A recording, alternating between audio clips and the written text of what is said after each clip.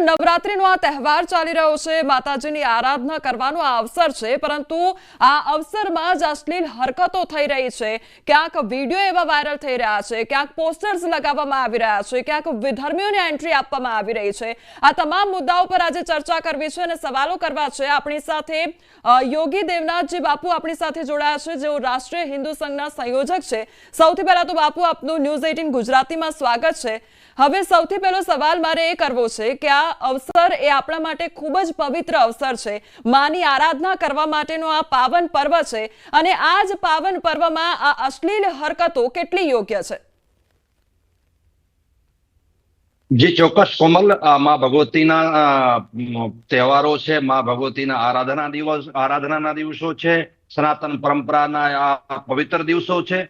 અને આ પવિત્ર દિવસોને અંદર અમુક ધંધાદારીઓ જે પોતાને ધંધેને લઈ અને સનાતન ધર્મને અને સનાતન પરંપરાને જો બદનામ કરવાનો પ્રયાસ કરે છે, એ ચોક્કસ નિંદનીય છે। અને જે પણ લોકો છે, આવા લોકોને ચિહ્નિત કરીને એ લોકો વિરુદ્ધ સખ્ત કાર્યવાહી થવી જરૂરી છે।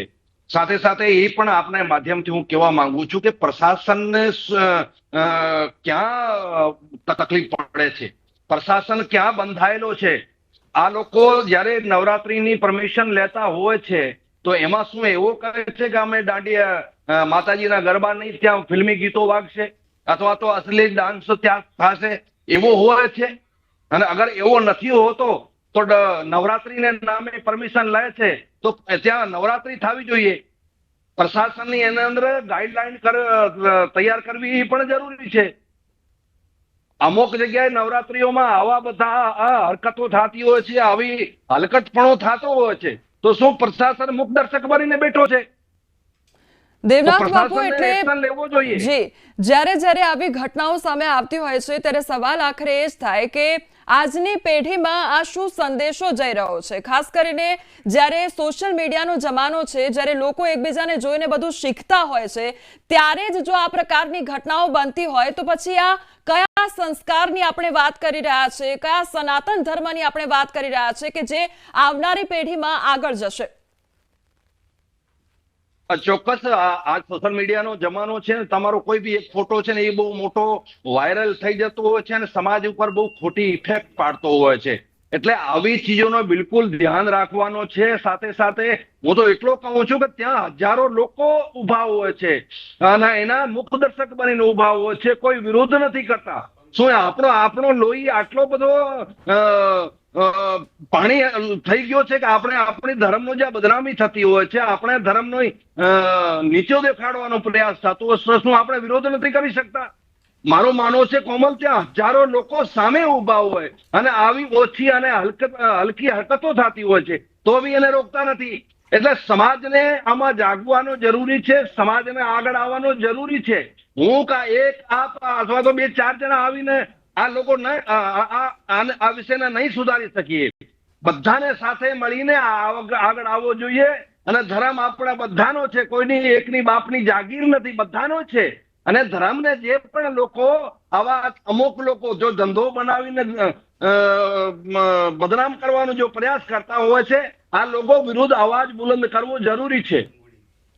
દેવનાથ બાપુ, પણ શું આપને એવું લાગી રહ્યું છે કે આ એક ટ્રેન્ડ બની ગયો છે? શું આપ એવું માનો છો કે આ એક માત્ર ટ્રેન્ડ બન્યો છે અને લોકો વાયરલ થવાના ચક્કરમાં અને લોકો એક કહેવાય ને કે માન સન્માન મેળવવાના ચક્કરમાં, ફેમસ થવાના ચક્કરમાં આ બધી ઘટનાઓને અંજામ આપતા હોય છે અને જોતા નથી કે આવનારી પેઢીમાં કયા પ્રકારનો સંદેશો જોઈ રહ્યો છે અથવા તો કોઈ વ્યક્તિ તેને જોઈ રહ્યું છે તો મારા વિશે શું કહેશે, એ બધું એ લોકો વિચારતા નથી, માત્ર ને માત્ર ટ્રેન્ડમાં રહેવાના ચક્કરમાં? કોમલ, સીધી વાત છે, ગમે તેને ફેમસ થવો હોય એ થાય, અમને કોઈ વાંધો નથી, અમને કોઈ પ્રોબ્લેમ નથી। પણ અમને વાંધો એ છે કે અમારા ધર્મને બદનામ કરી અને પોતે ફેમસ થવા માંગતા હોય છે, એ કોઈ દિવસ ના બને। ધર્મને બદનામ કરવાનો પ્રયાસ કરશે, એને સામે સખ્ત કાર્યવાહી થશે, એનો પ્રતિકાર થશે। ધર્મને બદનામ કરવાનો પ્રયાસ કરશે, ભાઈ તમારે ફેમસ થવો તો ઘણી બધી જગ્યાઓ છે, તમે થઈ શકો છો, અમને કોઈ વાંધો નથી, અમે કોઈ ના નથી પાડતા। પણ ધર્મની જગ્યાની અંદર માં ભગવતીના આરાધનાના દિવસો હોય, પવિત્ર દિવસો હોય, સનાતન પરંપરાના પવિત્ર દિવસો હોય, અને પવિત્ર દિવસોની અંદર તમે એવી તુચ્છ, એવી હલકી હરકતો કરી અને ફેમસ થવાનો પ્રયાસ કરશો, આ બિલકુલ સહન થઈ શકે એમ નથી ને બિલકુલ ચલાવી લેવામાં નહીં આવે. જે પણ કરશે એને પરિણામ ભોગવવા માટે પણ તૈયાર રહેવો પડશે. શું કોઈ જાગીર છે તમે તમારે ફેમસ થવા માટે તમે સનાતન ધર્મને બદનામ કરશો? સનાતન ધર્મની આડમાં તમે ફેમસ થવા માંગતો? બિલકુલ નહીં ચલાવી લેવાય. અને જે પણ આવા લોકો છે, જો આયોજકો છે, આવા જી દેવનાથ બાપુ, એટલે આ તમામ જે ઘટનાઓ સામે આવી રહી છે તેના ઉપરથી ઘણા બધા સવાલો થઈ રહ્યા છે અને કામ અંદર એવા કરાવે છે, એ લોકો વિરુદ્ધ પણ સખ્ત કાર્યવાહી કરવી જરૂરી બની રહી છે. જી બાપુ, એક સવાલ અહીંયા એ પણ થઈ રહ્યો છે કે જ્યારે ગરબાનું આયોજન કરવામાં આવતું હોય છે ત્યારે જે રૂલ્સ રેગ્યુલેશન બનાવવામાં આવતા હોય છે તેમાં એ વાત પણ મૂકવામાં આવી હતી કે વિધર્મીઓને એન્ટ્રી આપવામાં ન આવે અને આયોજકો પણ એમાં સહમત થયા હતા. પરંતુ એવા કેટલાય ઠેકાણા છે કે જ્યાં આગળ વિધર્મીઓને એન્ટ્રી આપવામાં આવે છે અને ત્યારબાદ તેને લઈને પણ વિવાદ સર્જાતો હોય છે, એટલે તેમાં આપ શું ટિપ્પણી કરશો? કોમલ, આવી બધી ગાઈડલાઈન તૈયાર થતી હોય તો કોઈની હિંમત નથી પ્રશાસનને સામે આવો બધો કરી શકે. હું તો આ જ સવાલ કરું છું છે કે પ્રશાસન ક્યાં તકલીફમાં આવી ગયો છે? પ્રશાસનને એટલી શું મજબૂરી થઈ રહી છે કે આ લોકો વિરુદ્ધ સખ્ત કાર્યવાહી નથી કરી શકતા? શું પ્રશાસન ક્યાં દબાઈ ગયો છે? અને અગર આવી ગાઈડલાઈન તૈયાર થઈ છે તો એની શું હિંમત કે સનાતન ધર્મને આવો બદનામ કરવાનો પ્રયાસ કરે? અને કોમલ, હું તો અમુક જગ્યાએ સાંભળું છું કે વિધર્મીઓના સાથે ઇન્વેસ્ટ હોય છે, એમાં પૈસા રોકાણ હોય છે આવી મોટી નવરાત્રીઓ કરવા માટે. તો પ્રશાસનને ચોક્કસ આના ઉપર ધ્યાન રાખવું જોઈએ અને ધ્યાન રાખીને આવા લોકો જે પણ સનાતન પરંપરાને બદનામ કરવાનો પ્રયાસ કરે એ લોકો વિરુદ્ધ સખ્ત કાર્યવાહી કરવી જરૂરી છે. જી બાપુ, એટલે નવરાત્રીના 9 દિવસ છે અને તેમાં માતાજીની આરાધના કરીને સૌ ખેલૈયાઓ ગરબે ઝૂમતા હોય છે અને માતાજીની પૂજા અર્ચના કરતા હોય છે. પરંતુ એક બાબત એ પણ ધ્યાને આવી છે કે આ શાંતિનો જે માહોલ છે તે ડહોળવાના પ્રયાસ પણ અનેક ઘણા થઈ રહ્યા છે. પોસ્ટર્સ લગાવવામાં આવી રહ્યા છે, આઈ લવ મોહમ્મદના પોસ્ટર્સ ઠેર ઠેર લગાવવામાં આવી રહ્યા છે ઠેક ઠેકાણે. ત્યારે તેને લઈને આપ શું કહેશો કે આ કયા પ્રકારનો માહોલ ક્રિએટ કરવામાં આવી રહ્યો છે? શું શાંતિ ડહોળવાનો પૂરેપૂરો પ્રયાસ થઈ રહ્યો છે? ચોક્કસ કોમલ, દેશની અંદર અમુક છુપેલા બેઠા છે, જો ગદ્દારો છે, દેશના દુશ્મનો છે. એનો પ્રયાસ છે કે દેશની અંદર ગૃહયુદ્ધ જેવી પરિસ્થિતિ સર્જન થાય. દેશની અંદર છુપે બેઠેલા જો દુશ્મનો છે એ ચાહે છે કે નેપાલ જેવી પરિસ્થિતિ થાય. પણ એટલો હું અહીંયા ચોક્કસ કહીશ કે અમારા દેશની અંદર તારે જો નેતૃત્વ છે, આવી હરકતોને બિલકુલ ચલાવી નહીં લેવાય અને નેપાલ જેવી પરિસ્થિતિનું સર્જન નહીં થવા દે. અને સાથે સાથે એજન્સીઓને ચોક્કસ સતર્ક રહેવો જરૂરી છે કે કોણ આવા લોકો જો ગદ્દાર લોકો છે દેશની અંદર છુપીને બેઠા છે, જો દેશના દુશ્મનો છે, એ લોકોને પકડી અને જેલની અંદર હવાલે કરવા જરૂરી છે. નહીં તો આ લોકો ખુલ્લા થશે તો એનો ચોક્કસમાં ચોક્કસ પ્રયાસ છે કે દેશની અંદર ગૃહયુદ્ધ જેવી પરિસ્થિતિનો સર્જન થાય. એટલા માટે આ લોકોને જલ્દી પકડી અને જેલને હવાલે કરવા જરૂરી છે.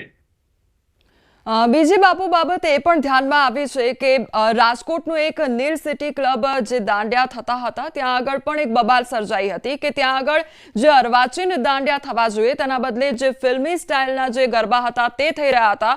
અને પૂર્વ ધારાસભ્ય કોંગ્રેસના આગેવાન સાથે બજરંગ દળના જે પણ આગેવાનો હતા તેમની વચ્ચે આખી બબાલ સર્જાઈ હતી. એટલે અર્વાચીન ગરબા ક્યાંક ભૂલાઈ રહ્યા છે અને ફિલ્મી ડાન્સો ઉપર ખેલૈયાઓ ગરબે ઝૂમી રહ્યા છે અને તેને લઈને પણ એટલી દલીલો થઈ રહી છે.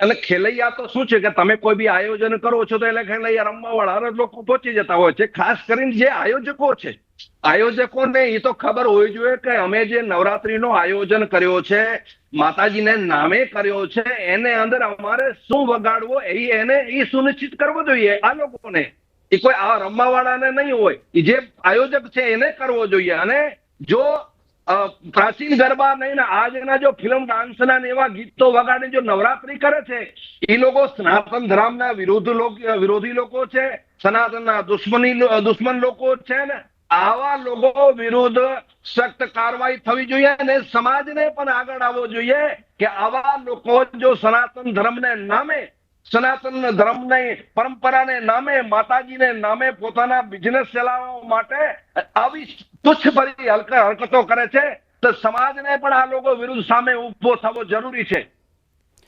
બાપુ, આપ સંયોજક છો રાષ્ટ્રીય હિન્દુ સંઘના, અને આપે તમામ પેઢીઓ જોઈ છે, એ સંસ્કાર, એ સનાતન ધર્મ પણ આપે જોયો છે. ત્યારે આજની પેઢીમાં એ શું સંદેશો આપ મોકલવા ઈચ્છો છો, અથવા તો આજની પેઢીને શું સંદેશો મળવો જોઈએ કે નવરાત્રી આખરે કેવી હોવી જોઈએ? કારણ કે સ્વાભાવિક છે કે આ 9 દિવસ છે એટલે તમામ લોકો આનંદ ઉલ્લાસથી આ તહેવારની ઉજવણી કરતા હોય, પરંતુ શું થોડીક માન મર્યાદાની જરૂર છે? શું કહેશો આજની પેઢીને?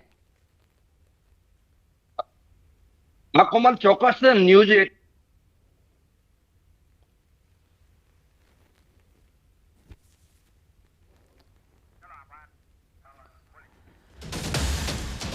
તો જે પ્રમાણે વાત કરવામાં આવી બાપુ સાથે, તેમના દ્વારા પણ એક જ વાત કરવામાં આવી છે કે નવરાત્રીનો તહેવાર જે છે, માતાજીની આરાધના જે કરવામાં આવતી હોય છે તે માન મર્યાદા સાથે થવી જોઈએ. અને જે પણ આ વિડીયોઝ વાયરલ થઈ રહ્યા છે તેને લઈને પણ અનેક વાતચીત તેમના દ્વારા કરવામાં આવી છે કે આ અયોગ્ય છે અને આવી